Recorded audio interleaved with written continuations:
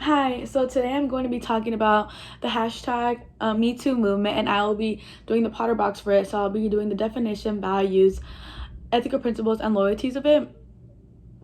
So, the hashtag Me Too movement is against sexual harassment and sexual assault of women in the workplace. This hashtag Me Too movement originated from Tarana Burke, who is a Black woman and a civil rights activist. And the purpose of this is to raise awareness and demonstrate once again the power of social media and how nurturing these stories are. And the values that I believe is through social media, because people started writing exposés like the Harvey Weinstein. It got international attention quickly, and how it moved from internationally, so other women across the world were able to share their own stories through social media, and how they got to seek their own justice with what happened to them.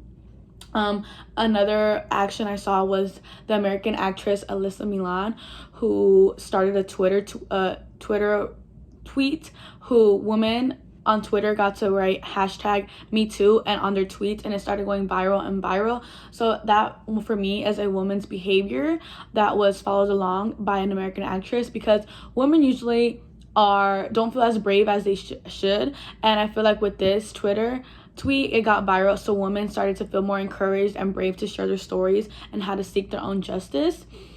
And I feel like that's something that women should always value. As well as another action was the Hollywood Times Up. It sought legal funds for low-income women to seek justice and advocated awards like the Academy Awards and the Grammy Awards. And I feel like this is a great way to people to be action and to prove their stories through social media, because a lot of people through social media don't always think it's true, or don't always think that people are going to get justice. But at the end of the day, it's after they post it on social media, it's social media's responsibility to report these hashtag Me Too stories. Now I'm going to talk about the ethical principles through this case study. So I think the Ubuntu's human dignity ethical principle is tied to this case, because the definition of that is treat all humans with respect by friendly relationships.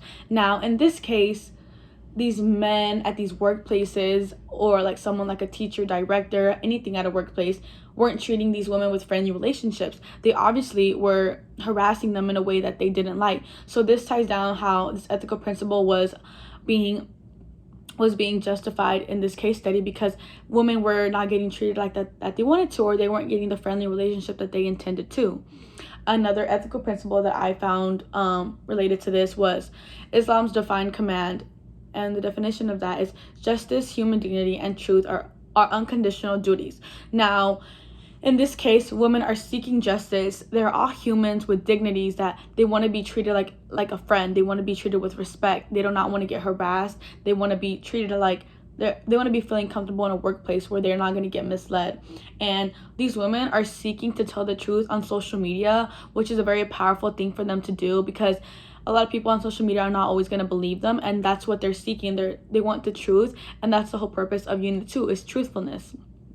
Now, there's a question on here that I wanted to talk about. It's called, how could we understand the role of mainstream media that subtly seems to believe women after decades of undermining us? Now, women had courage to expose their perpetrators, who were their supervisors, professors, and directors. So women had the courage and bravery to go through on social media and expose what happened to them. And that, for me, it's duty to themselves, duty to society, and duty to justice. And that's how they get their loyalties from. They have loyalties. That's where loyalty comes in the Potter box, as they gave trust to social media first, and now it's social media's responsibility to report the hashtag Me Too stories, because these women are seeking justice, because they're gonna live by it. At the end of the day, women live by these stories, and they want to feel brave enough to share them, so it could be reported. So once it's reported, these men could get locked up in jail, or they could like get fired from their job, or like their fiance could find out. So it's like reporting these hashtag Me Too stories, and this hashtag Me Too movement is a great way for women to know what they got through and like share their own stories within this movement.